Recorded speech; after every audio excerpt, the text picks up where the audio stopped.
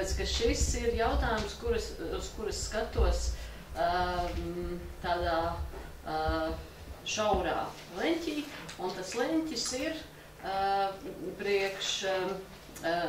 nē, tas nav šaurs leņķis vispār, bet šajā mana pētījuma ietvaros es skatos uz kino kā vietu, kurā ir glabājusies tā sociālā atmiņa. Un tādā veidā es esmu sašaurinājis to savu pētījumu.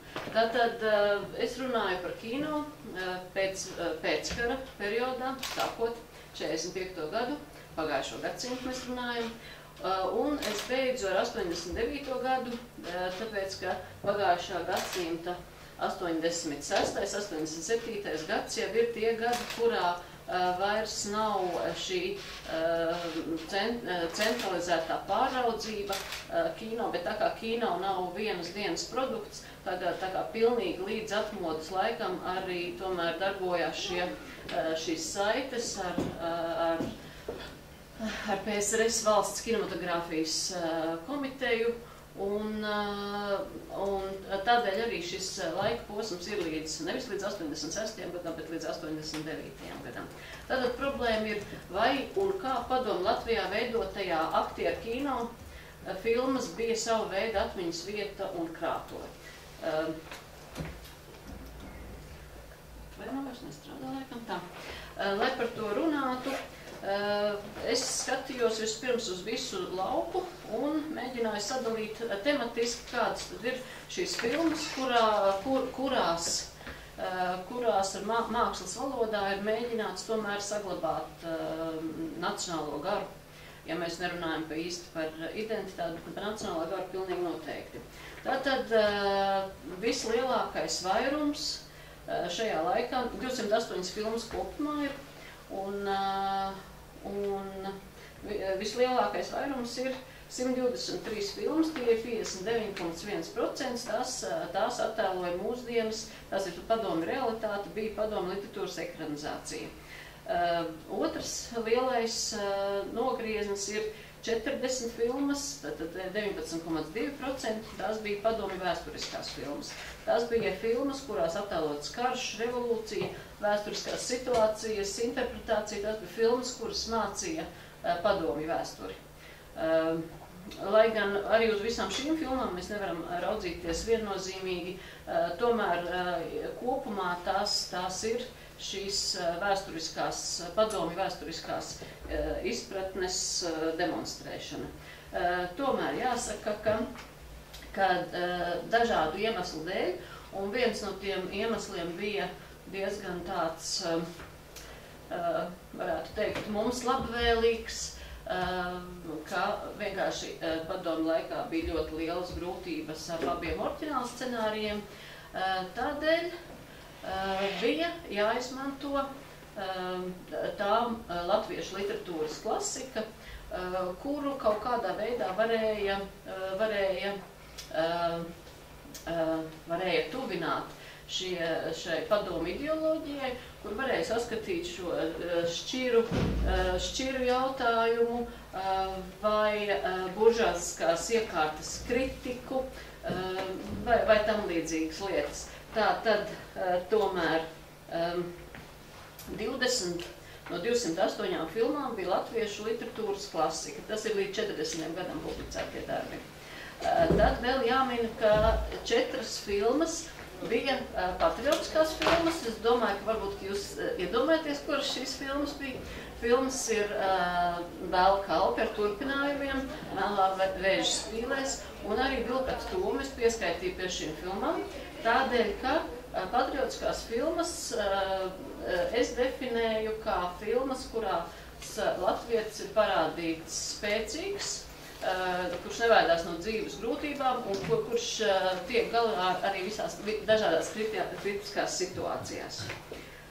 Tad vēl ir ārzemju literatūras ekranizācijas, vēlākos gados ir 7 perestroikas filmas un 1 biogrāfiskā filma. Tad mans pētījums liecina par to, ka tas lauks, kurā bija jāmēģina kultūrai saglabāt latvisko garu, bija šis ļoti liela tā daļa tās mūsdienu filmas, par kurām es pastāstīšu nedaudz vēlāk.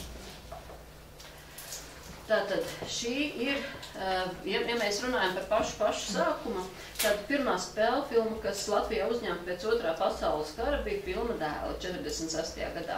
Tā bija Rīgas kinostudijas un Ļeņfilmu kopražojums, bet tas bija tikai formāls kopražojums un sadarbības produkts, jo Ļeņfilmu ļaudis bija braukuši uz Latviju uzdevumā mācīt, kā taisīt kino un kā jāuzņem filmas. Tomēr abas nākamās filmas, Māju par uzvaru un Rainis, tas ir 47. gadā Māju par uzvaru un 49. gadā Rainis, veidotas jau laikam atbilstošā garā, kuru veidošanā iesaistījās daudz cilvēki, kas Latvijā apguva šo kino veidošanas mākslu. Bet manam pētījumam viens no nozīmīgākajiem kritiskajiem lūzumu punktiem, bet lūzumu punkts tā kā uz pozitīvo pusi, ir 1955. gads, kad jau ir notikusi šī politiskā un kultūras liberalizācija, un tad latviešu režisors Leonīds Lēmans kopā ar padomu režisoru Pāvelu Armandu uzņēma filmu Salmu pavasarī. To ļoti ilgi, vēl 70. gadu beigās, dēvēja par latviešu nacionālā kino augstāko sasniegumu.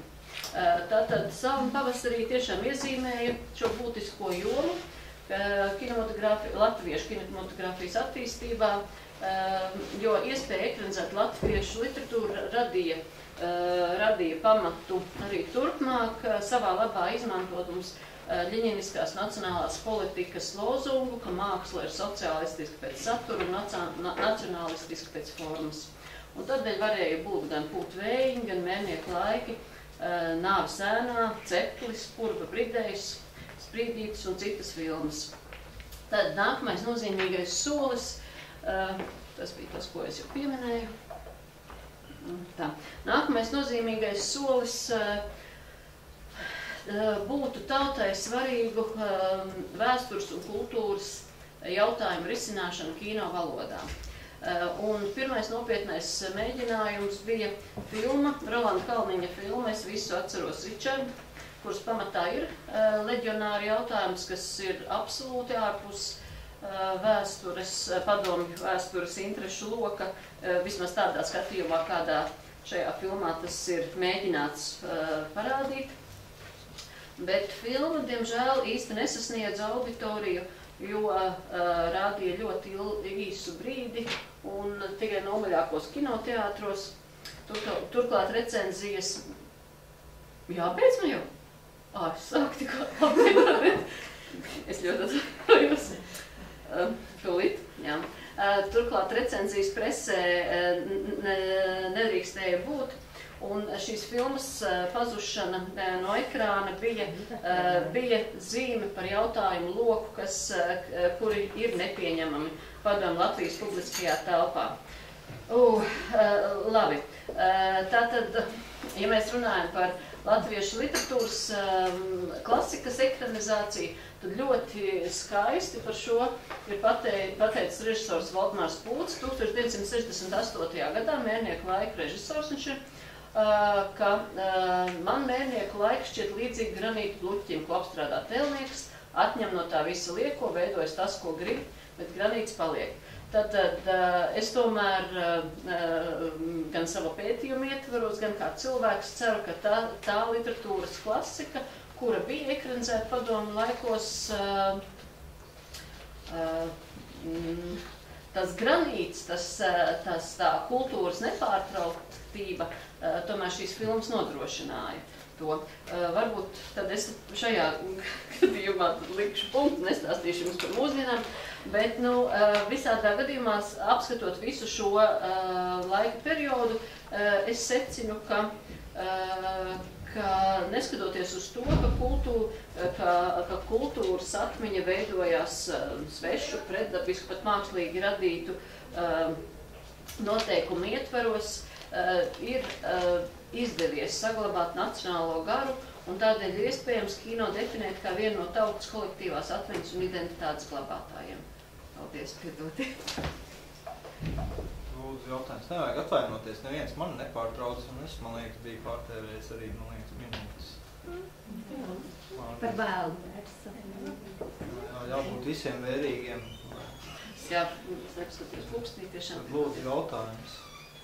Man varbūt viens jautājums būtu par to filmu Dēlu. Kāpēc viņam būtībā kaut kādā Latvijas kinematogrāfā, nu, teiksim, fondos un anālēs tā īpaši neierakstās? Jo padomu laikā pret viņu bija diezgan kritiska attieksme, ja? Jo Rudolfs Pelšs, man liekas, viņu pilnīgi nolikta kā pat par stereotipisku, pārāk ārisku, tur latviešu attēlojumu un tā tālāk, tā joprojām.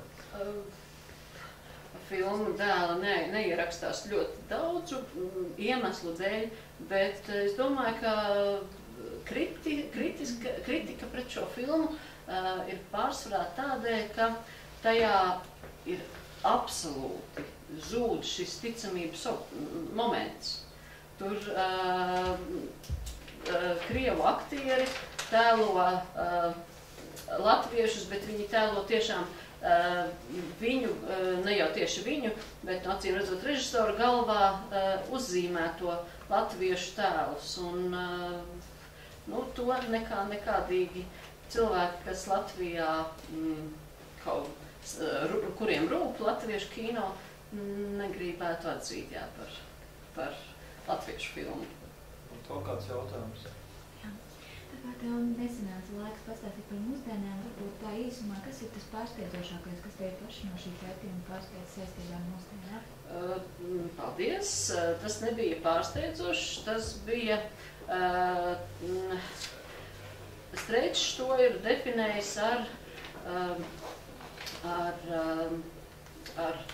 īpašo latviešu pazīmju, nezinu, sarakstu vai kaut ko tam līdzīgu.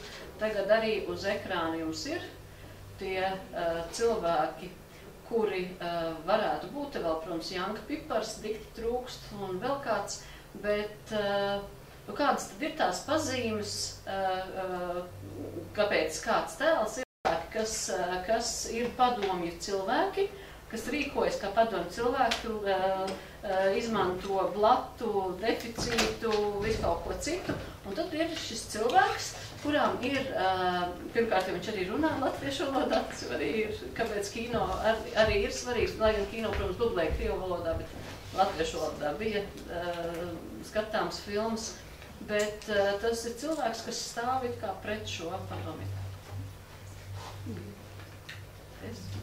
Paldies!